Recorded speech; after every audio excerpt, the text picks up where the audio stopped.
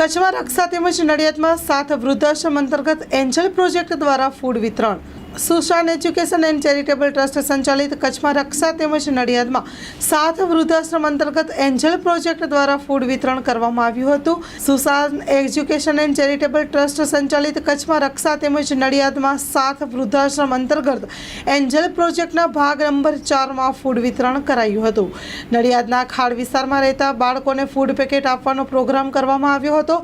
આ પ્રોગ્રામમાં સંસ્થાના સંચાલક અપેક્ષાબેન, ટ્રસ્ટી રોબિનભાઈ પરમાર તેમજ અમદાવાદથી ટ્રસ્ટી એલ્વિસભાઈ ખેડિયાએ હાજરી આપી હતી। આ પ્રોગ્રામમાં સ્થાનિક ભાઈઓ બહેનોએ ભાગ લીધો હતો। આમ સંસ્થા મારફતે રસ્તા પર રહેતા નાના બાળકોને ફૂડ વિતરણ કરવામાં આવ્યું હતું। આપ સર્વેની વિનંતી છે કે જો આપ પણ સંસ્થાને સહયોગી બનવા માંગતા હો તો અમારી સંસ્થાનો સંપર્ક કરશો।